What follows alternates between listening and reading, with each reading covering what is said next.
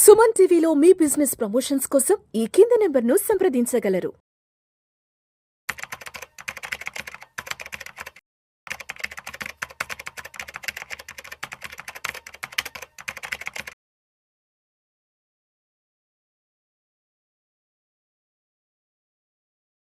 Welcome to Vishnu talks. నేను విష్ణు. ప్రస్తుతం పాటు NISM and Crisil certified wealth manager Revanth Chalamala ఉన్నారు. వారితో మాట్లాడదాం. నమస్తే రేవంత్. నమస్తే అండి. Revanth, welcome to Vishnu talks. Thank you అండి. సో రేవంత్, రీసెంట్గా మన భారతదేశంలో ఉన్న ప్రముఖ నగరాల్లో జీవించడానికి అంటే కాస్ట్ ఆఫ్ లివింగ్ ఎంత అవుతుంది ప్రతి నెల, సో ఎంత సంపాదించగలిగితే మనం ఆయా నగరాల్లో జీవించగలం అంటూ కూడా ఒక రిపోర్ట్ వచ్చింది. ఓకే. ఇన్ఫోమెన్స్ అనే ఒక సంస్థ దీనికి సంబంధించిన సర్వే చేసి ఒక రిపోర్ట్ కూడా తీసుకురావడం జరిగింది. సో భారతదేశంలో ఉన్న ప్రముఖ క్యాపిటల్ సిటీస్లో బెంగళూరులో జీవించాలి అంటే నెలకి 35,887 రూపాయలు సంపాదించాలంట.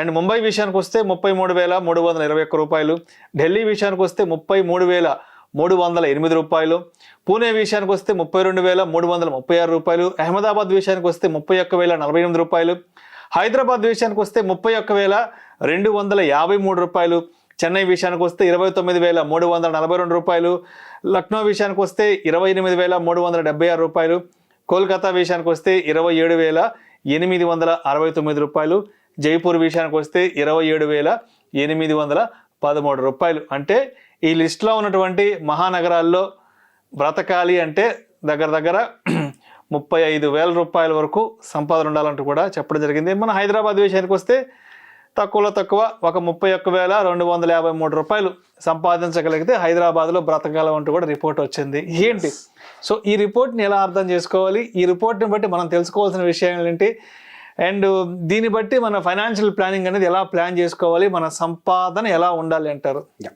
సో బేసిక్గా వాళ్ళు ఇచ్చిన రిపోర్ట్ అంతా కూడా ఒక బేసిక్ ఎక్స్పెండిచర్ కేటగిరీ తోటి వాళ్ళు క్రియేట్ చేసి ఉంటారు. అంటే కనీసం ఇంత ఉంటేనే బతకగలుగుతాము, లేకపోతే ఇక్కడ కష్టంగా ఉంటుంది బతకటం అనేది. నా అండర్స్టాండింగ్ ప్రకారం హైదరాబాద్ లాంటి మహానగరంలో కొంచెం బతకాలి అని అంటే మాత్రం మినిమం 75,000 రూపాయల నుంచి 1,00,000 రూపాయల దాకా ఖర్చు అవుతుంది యాక్చువల్గా. ఇప్పుడు వాళ్ళు చెప్పిన క్రైటీరియా అంతా కూడా వెరీ నార్మల్, అంటే basic living, everything is basic అన్నట్టుగా. సో బేసిక్గా మనం దీని ద్వారా అర్థం చేసుకోవాల్సింది ఏంటి అని అంటే, మనకి పెరిగేటువంటి జీతాలతో కంపేర్ చేస్తే మన స్టాండర్డ్ ఆఫ్ లివింగ్ అవ్వచ్చు, లేకపోతే లివింగ్ ఎక్స్పెన్సెస్ అవ్వచ్చు, చాలా ఫాస్ట్గా పెరుగుతున్నాయి. ఇప్పుడు 2012లో ఇన్ఫోసిస్ లాంటి ఒక కంపెనీలో ఒక ఫ్రెషర్కి ఉండేటువంటి జీతం 2,70,000గా ఉండుండేది. అదే ఇప్పుడు 2025కి వచ్చినప్పటికీ సుమారుగా అది 3,70,000, 4,00,000, అంటే మాక్సిమం 1,00,20,000 మాత్రమే అది పెరిగింది.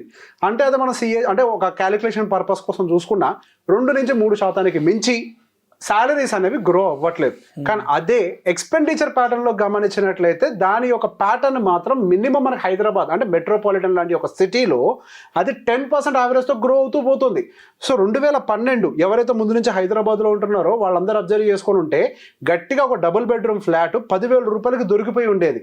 అదే సేమ్ డబుల్ బెడ్రూమ్ ఫ్లాట్ ఇప్పుడు కరెక్ట్గా ఒక 10 సంవత్సరాలు, సరే యావరేజ్ 2015 నుంచి 2025కి వేసుకోండి, సుమారుగా మినిమం 25,000 లేని ఒక డబుల్ బెడ్రూమ్ ఫ్లాట్ దొరకట్లేదు.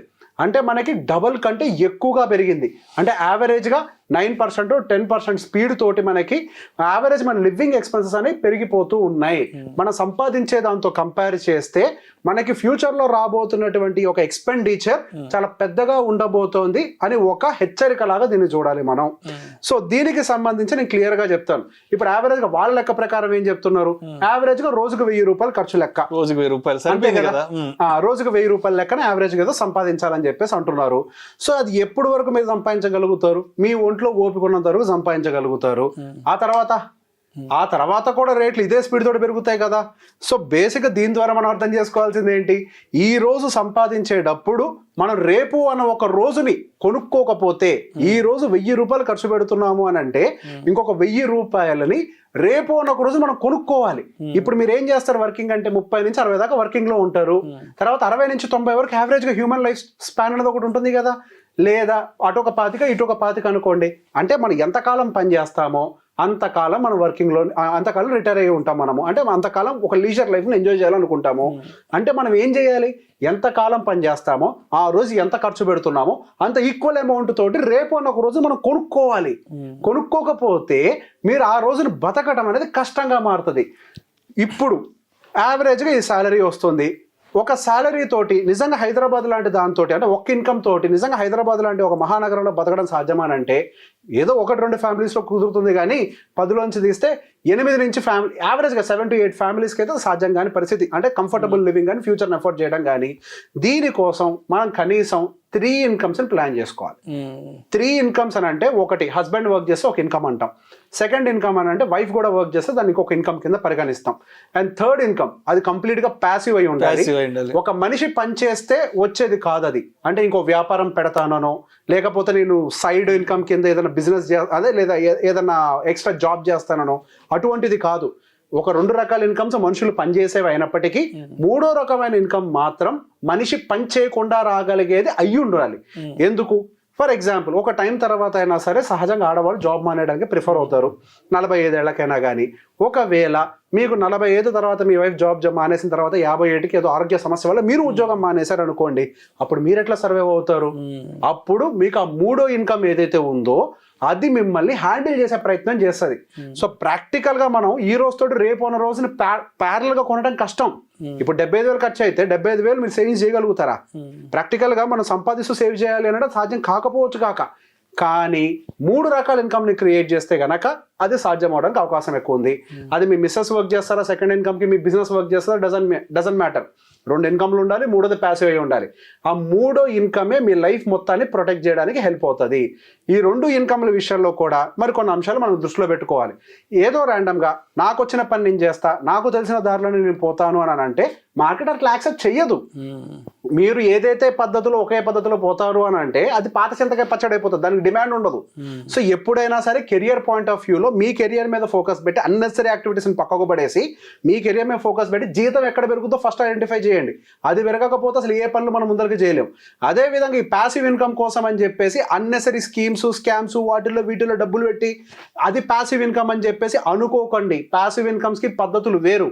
ప్యాసివ్ ఇన్కమ్ అనేది మనం సంపాదించిన డబ్బులతోటో లేకపోతే మన దగ్గర ఉన్నటువంటి ఆస్తులతోటో క్రియేట్ చేయగలిగేదే, కానీ మీరు ఇంకేదో అక్కడ ఇక్కడ డబ్బులు పెడితే వాడు 2 రూపాయల వడ్డీ 10 రూపాయల వడ్డీ ఇస్తాడు అనేది అవ్వదు. కాబట్టి మీ దగ్గర ఉండేటువంటి అసలు ఆ టూల్స్ని ఐడెంటిఫై చేసే ప్రయత్నం చేయండి. ఆ టూల్స్ అంటే ఏంటి? It could be A land, agricultural land అవ్వచ్చు, లేదా ఒక రెసిడెన్షియల్ ల్యాండ్ అవ్వచ్చు, ఇంకేదన్నా కానివ్వండి. మీ దగ్గర ఉన్న టూల్స్ని ఏంటో ఫస్ట్ ఐడెంటిఫై చేసే ప్రయత్నం చేయండి. మా నాన్న ఒక మాట చెప్తారు, మనం ముందు మొదలు పెట్టాలి అని అంటే మనకు డైరెక్ట్గా ట్రాక్టర్ ఏం అవసరం లేదు దున్నడానికి. మన దగ్గర నాగలున్నా చాలు, ఒక ఎద్దున్నా చాలు, ఇంకో ఎద్దు పొజిషన్లో మనం కూడా ఉంచవచ్చు అవసరం అయితే, మనమైనా దున్నొచ్చు అవసరం అయితే. So tool identification is important. ఉన్న దాంతో ఫస్ట్ ఎక్కడ మొదలు పెట్టగలుగుతామో మనం ఇంపార్టెంట్. మన దగ్గర ఉన్న టూల్ని ఐడెంటిఫై చేసి ఉన్నటువంటి రియల్ ఎస్టేట్ అసెట్ నుంచి ఇన్కమ్ క్రియేట్ చేయగలుగుతామా అనేది చూడాలి. ఇన్కమ్ క్రియేట్ చేయలేని అసెట్స్ ఏమన్నా ఉంటే వాటిని రీలొకేట్ చేయాలి. ఇప్పుడు ఒక ట్రెడిషనల్ మెథడ్ అందరూ ఫాలో అవుతున్నారు, అది వర్కౌట్ అవ్వకపోవచ్చు. ఎక్కడో తీసుకువెళ్ళిపోయి ఒక భూమి కొని పెడతాను అది ఇంత పెరుగుతుంది అని అంటే ఆ పద్ధతి పని చెయ్యదు అని మన చరిత్రే చెప్పింది. దానికి నేను స్టాండర్డైజ్గా ప్రూవ్ చేస్తాను. ఒకప్పుడు మనం ఏ పెట్టుబడి పెట్టినా భూమి మీద అది ఖచ్చితంగా ఇన్కమ్ ఇచ్చేది. ఒకప్పుడు మన పెట్టుబడులు ఎక్కడ ఉండే, మన తాతలవి వాళ్ళందరివి అగ్రికల్చరల్ ల్యాండ్స్, అవి ఖచ్చితంగా ఇన్కమ్ ని క్రియేట్ చేస్తాయి. వాళ్ళు పని చేయకపోయినా ఎంతో కొంత ఇన్కమ్ కూలోన్లు పెట్టని చేయించని క్రియేట్ చేసే సిచ్యువేషన్లో వాళ్ళు ఉండుండేవాళ్ళు. కానీ ఈ రోజుల్లో అదే సేమ్ అగ్రికల్చరల్ ల్యాండ్ని యూజ్ చేసి మనం ఇన్కమ్ క్రియేట్ చేయలేము అనుకున్నప్పుడు అట్లీస్ట్ ఆ ల్యాండ్ ఫార్మ్ని మనం మార్చి దాని నుంచి ఇంకొక ప్యాసివ్ ఇన్కమ్ని క్రియేట్ చేయాలి. ఆ ప్యాసివ్ ఇన్కమ్ ఎంత ఉండాలి అని అంటే మీ ఇంటి ఖర్చులు అంత ఉండాలి. అది దానికి తగ్గట్టుగానే ప్లాన్ని ప్రిపేర్ చేయాలి. అది ఒకేసారి బిల్డ్ అవుతుందా అని అంటే మేబీ అది ఒకేసారి సాధ్యం కాకపోవచ్చు. అది నిదానంగా స్టెప్ బై స్టెప్ ప్రాసెస్లో, అదే ప్రాపర్టీస్ ఏం లేని వాళ్ళు అయితే కనుక వాళ్ళకు వచ్చేటువంటి జీతాల్లో నుంచి కొంత మొత్తాన్ని తీసి ఫస్ట్ పక్కకు పెట్టాలి. ఫస్ట్ ఎక్కడ పెట్టాలి? ఇదో పెద్ద ప్రశ్న. మళ్ళీ సహజంగా నాకు ఏ ఆస్తి లేదు, ఇక్కడి నుంచే నేనే బిల్డ్ చేయాలి, స్క్రాచ్ నుంచి నేను బిల్డ్ చేయాలి అనుకున్న వాళ్ళందరికీ సహజంగా చేసే పని ఏంటి అని అంటే ఏదో ఒక అగ్రెసివ్ దాంట్లోకి వెళ్ళిపోవటం. అయితే ట్రేడింగ్లోకి వెళ్ళటం, లేదా స్టాక్ ఇన్వెస్టింగ్లోకి వెళ్ళటం, లేదా బెట్టింగ్లోకి వెళ్ళటం, లేదా వ్యాపారం పెడతాను అనటం, ఇట్లా రకరకాల వాటిల్లో పెట్టుబడులు పెట్టి నేను ఇంకో ఇన్కమ్ని క్రియేట్ చేస్తాను అనుకుంటారు. కానీ యాక్చువల్గా అసలు ఏ సెక్యూరిటీ లేని వాళ్ళు ఫస్ట్ స్టెప్లో వాళ్ళు చూసుకోవాల్సింది సెక్యూరిటీ. అంటే మీ క్యాపిటల్ ప్రొటెక్షన్ ఉండేటువంటి ఇన్వెస్ట్మెంట్స్ ఏమున్నాయో ఫస్ట్ వాటిని ఐడెంటిఫై చేసి మినిమం ఒక 2 yearsకి సరిపడా ఒక క్యాపిటల్ ప్రొటెక్టెడ్, అంటే ఒక క్యాపిటల్ ప్రొటెక్టెడ్ అంటే ఒక ఎఫ్డి అయి ఉండొచ్చు, బాండ్స్ అయి ఉండొచ్చు, కొంతవరకు గోల్డ్ కూడా అయి ఉండొచ్చు. ఫస్ట్ 2 yearsకి సరిపడా మీ ఖర్చులు అక్కడ పెట్టుండాలి. ఆ తర్వాత నుంచి ఏదైతే కార్పస్ ఉంటుందో దాన్ని అవసరమైతే ఒక డివిడెండ్ ఈల్డ్ ఇచ్చేటువంటి మ్యూచువల్ ఫండ్స్లో పెట్టినా, వాళ్ళు IDCW ఏదో యాక్టివేట్ చేసుకుంటే కొద్దిగా ఇన్కమ్ ఇస్తారు. లేదులే ఆ ఇన్కమ్ నేను తీసుకొని ఏం చేస్తాను అని వదిలేసినా అదే కొంతవరకు పెరుగుతూ ఉంటుంది. ఒక టైం ఫ్రేమ్ వరకు దాని మీద బిల్డ్ చేసిన తర్వాత ఏదైనా ఆపర్చునిటీ దొరికితే దాన్ని తీసుకొచ్చి మీ ఎగ్జిస్టింగ్ ల్యాండ్లోనే ఏదైనా ఒక చిన్న బిల్డింగ్ కట్టుకున్నా కానీ అది కొంతవరకు హెల్ప్ చేస్తుంది. అండ్ హైదరాబాద్లో ఉండే వాళ్ళకి కానీ బయట ఉండే వాళ్ళకి కూడా నేను జనరల్గా ఒక మాట చెప్తూ ఉంటాను, సరే ఎక్కడో ఉన్న భూమితో మనకి ఏమీ చేయలేం. అక్కడ మీ ఊర్లో ఏదో ఒక 100-150 గజాలు 200 గజాలు భూమి ఉంది. ఆ 200 గజాల భూమిలో మీరు ఏదో ఒక ఫ్లాట్ అదే ఒక ఇల్లు కట్టారు. ఎంత వస్తుంది రెంటు? మహా మీరు 3 ఫ్లోర్లు కట్టినా 10,000-30,000 మించి రాదు. కట్టడానికి ఏమో 1 కోటి అవుతుంది. ఇది ఎట్లా వర్కౌట్ కాదు. అదేదో అక్కడ ఉన్నటువంటి భూమిని అమ్ముకొని హైదరాబాద్లో కొన్నా అంటారు, సార్ అక్కడ అమ్మితే 10 ఎకరాలు అమ్మాలి, ఇక్కడ వస్తే 200 గజాలు వస్తుంది అని. కానీ 200 గజాలని ఇక్కడ మీరు పెట్టుబడి పెట్టి పైన ₹1 కోటి బ్యాంక్ వాడి దగ్గర లోన్ తీసుకున్నా మీ డబ్బులు పెట్టద్దు, బ్యాంక్ వాడి దగ్గర నుంచే తెచ్చుకోండి డబ్బులు ఉన్నా కానీ. ఎందుకో కూడా చెప్తాను, అక్కడ భూమి ఇక్కడ భూమి ఈక్వల్ అయిపోతుంది. దీని పని చేసుకుంటుంది, భూమి పెరుగుతూనే ఉంటుంది, దాని పని చేస్తుంది. పైన ఏదైతే కన్స్ట్రక్షన్ ఉంటుందో బ్యాంక్ వాడి దగ్గర నుంచి డబ్బులు తెచ్చుకోండి. ₹1 కోటి అప్పు తీసుకుంటే EMI ఎంత వస్తుంది? 90,000 వస్తుంది. హైదరాబాద్ అంటే మహానగరంలో హైటెక్ సిటీ చుట్టూ గిరిగీసి ఒక 5 కిలోమీటర్ల రేడియస్లో మనం ఏ కన్స్ట్రక్షన్ చేసినా, యావరేజ్గా 1 BHKలు వేసినా, యావరేజ్గా ఒక 6 పోర్షన్లు వేసినా, వర్స్ట్ సినారియోలో 1,10,000 నుంచి 1,20,000 రెంట్ వస్తుంది. 90 వాడికి పోను మీకు ఒక 20-30 మిగులుతుంది. Year on year 7% rental increase అవుతుంది. ఒక టైంకి వచ్చేసరికి మీకే ప్రతి నెల ఈఎంఐలు పోను కూడా 1,10,000 నుంచి 2,00,000 వరకు రెంట్లు వస్తాయి. ఇది అగ్రెసివ్ బిజినెస్, సేఫెస్ట్ బిజినెస్. ఇప్పుడు వేరే వ్యాపారం ఎక్కడ పెట్టినా కానీ డబ్బులు పోవడానికి అవకాశం ఉండొచ్చు కాక, జీరో అయిపోవడానికి. కానీ ఇక్కడ భూమి ఉంది, ఇల్లు నీదే, రెంట్ హైదరాబాద్లో పోదంటానికి అసలు అవకాశం ఉందా? ఇట్లా బోర్డు పెడితే వారంలో పోతుంది మంచి ఏరియాలో అయితే. సో ఏరియా సెలక్షన్ లాంటివి మంచి ఏమైనా చేసుకొని అవసరాన్ని బట్టి ఎక్కడ పడితే అక్కడ కట్టకండి. రెంటల్ ఇన్కమ్ వస్తే మంచిది కదా అని అంటే ఎక్కడ పడితే అక్కడ పనికి రావు. మీకు ఉన్నటువంటి ఆస్తులను అవసరం రీలొకేట్ చేసి హైదరాబాద్ లాంటి మహానగరంలో అన్ని చోట్ల కాదు, రెంటల్ ఈల్డ్ రెంటల్ డిమాండ్ ఎక్కడ బాగుంటుందో అక్కడ కన్స్ట్రక్ట్ చేసి కన్స్ట్రక్షన్ వాల్యూలో నుంచి మినిమం ₹1 వడ్డీ రావాలి. అది నా పాయింట్. సింపుల్, ₹1 కోటి పెడితే 1,00,000 రెంట్ రావాలి. ఏది? కన్స్ట్రక్షన్ వాల్యూలో. అట్లా వచ్చిందా హ్యాపీ, అవతలోడికి 0.9 ఇస్తాం, మన పైన ఒక పైసా మనం తీసుకుంటాం. పెట్టుబడి మంది కాదుగా, ఎంత వస్తే మనకేంటి? ఇట్లా ఒక ప్యాసివ్ ఇన్కమ్ని క్రియేట్ చేసుకొని ఈ హైదరాబాద్ లాంటి మహానగరంలో మనం ఈ సముద్రంలో ఈదాలి. Right, thank you so much Revanth. Hyderabad లాంటి మహానగరంలో రాబోయే రోజుల్లో మనం బ్రతకగలగాలి, ఇక్కడ మనం సెటిల్ అవ్వగలగాలి అంటే ఎంత సంపాదించాలి, దానికి తగ్గట్టు ఎటువంటి ఫైనాన్షియల్ ప్లానింగ్ ఉండాలి అని చాలా చక్కగా తెలియజేశారు. Thank you so much. Thank you అండి.